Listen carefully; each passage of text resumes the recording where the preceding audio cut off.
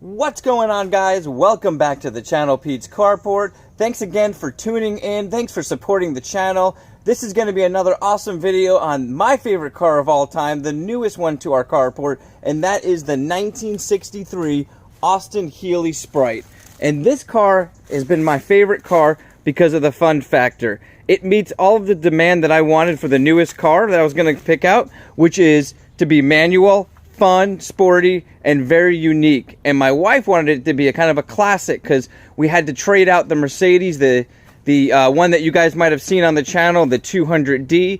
And I think we did a great job because it kind of replaces that fun factor, that classic factor, and also gives me the opportunity of doing a lot of restoration myself. Now, this thing has gone through some awesome things already.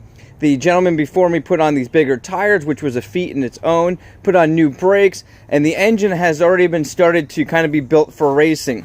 Now, last time on the video, I showed you guys we did the oil, and this the electric was kind of a mess. Now, I started to film a whole video on fixing up the electric and doing the gauges. Somehow part of that got deleted, but I wanted to fill you guys in. You can see here, I've wrapped up a lot of the wires. I still have some to work on. And I actually replaced a lot of the wires down here that had gotten seized and burned. I found out there was a small electrical fire. The gentleman before me filled me in when he got the car. He had an issue with that.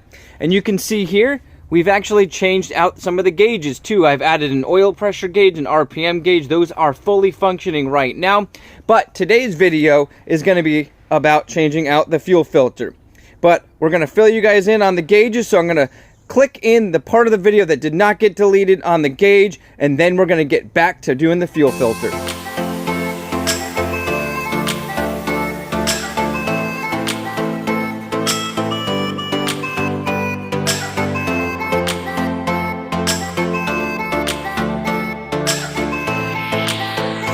Alright guys, so I just got back from AutoZone and picked up the new tachometer, and this is the exact same brand and style as the other gauges that I just ordered. So those should be in shortly too, and that's going to allow me to change out the oil pressure and add a water and voltmeter, which are pretty necessary when doing any type of performance mod car. But this tachometer is really cool. I like the brushed aluminum. It's going to go with the style, and also kind of a modern twist. It is a backlit, different colors. So seems like it's a pretty simple setup. I just went through the instructions, which look massive. It allows you to set them up all different ways, obviously, for modern cars or older vehicles. And it also allows you to kind of mount it or kind of put it direct in. That's what this other mount is. So we're going to do it that way since we already have the hole cut out, and it does match the size of the gauge we took out.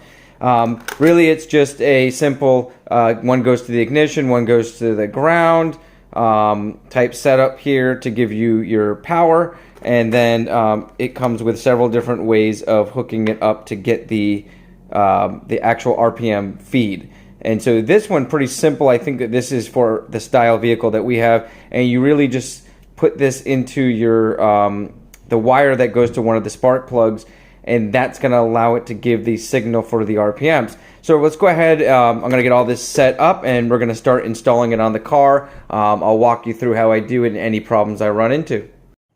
Alright guys, now that we've got that out of the way, I'm going to get back to doing the fuel filter. Now, I was nice enough that the gentleman that had the car before me gave me a high flow fuel filter, and ironically I ran out of gas because I was under the impression that the gas gauge was functioning, and I thought it was the only gauge in the car working. Ironically, it was not. It was only giving a readout, but it wasn't actually giving a proper readout, so I will be needing to swap that out. But I ran out of gas, and what happened was either something clogged the fuel filter, or we've got an issue with the fuel pump. So we're going to start with changing out our fuel filter. It's going to be very quick and easy, so I wanted to put this in that same video where I chimed you guys in on the gauges and the electrical work that I did. Basically, you have an inline fuel filter right here. Here's your fuel pump. It's an electronic fuel pump that comes on when you turn the key on. And basically, this part here is going to be taken out. This is a non-see-through filter housing, and we're going to actually not use this one. We're going to put the high flow one in right there. So I'm going to go ahead, and this will tell you on this filter too which end faces the carburetor. And let me take a look at that. I think it's right there. Yeah. So that's going to go towards your carbs. So that is going to face that way. So let's go ahead. I'm going to get this line taken out. We're going to undo the filter housing here, and we're going to connect this right in. All right, so after removing the old fuel filter, which was super clogged, I actually tapped that out and I had a whole bunch of crap in it.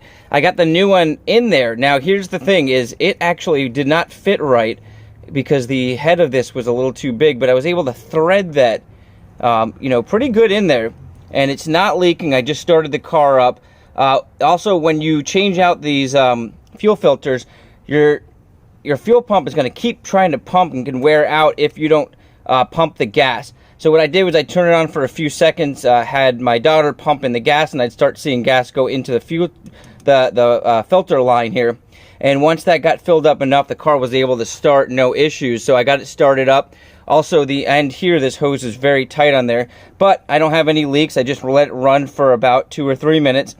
Just double checked it. But this is not the exact fuel filter for this fuel pump. And so I'm going to probably end up changing out either the filter or the pump itself, and maybe go with a higher flow pump as well, and maybe redo some of these lines since they are a little bit on the older side. But that's going to about wrap it up, guys. Check out the engine well, how this is coming along. Let me go ahead and start her up so you can see how she starts, and check out the gauges. And the main reason why we changed that fuel filter is because we were getting a misfire, and the car was starting to run very poorly. But it starts right up now. You can see there the RPMs are nice. We've got nice oil pressure. All right, and also we did change out the air filters to a high flow air filter instead of the stock one, just to try it out. One of my next things we're going to do is actually put a Weber carb on there, one of the high flow Weber carbs, but that's going to be a little down the road once we get up a little bit of money and also get to tune this thing up the way that we want it. So once again, my name is Pete. This is Pete's Carport. Hopefully you guys are really enjoying this car as much as I am. I'm enjoying doing things to it. I can't wait to break down these projects and get everything done on this car to fit how I want it. And I love for your guys' feedback. Let me know what you think. Any advice on that fuel filter, what I should do for a fuel pump. Have a great day, guys. This is Pete from Pete's Carport. See you guys next time.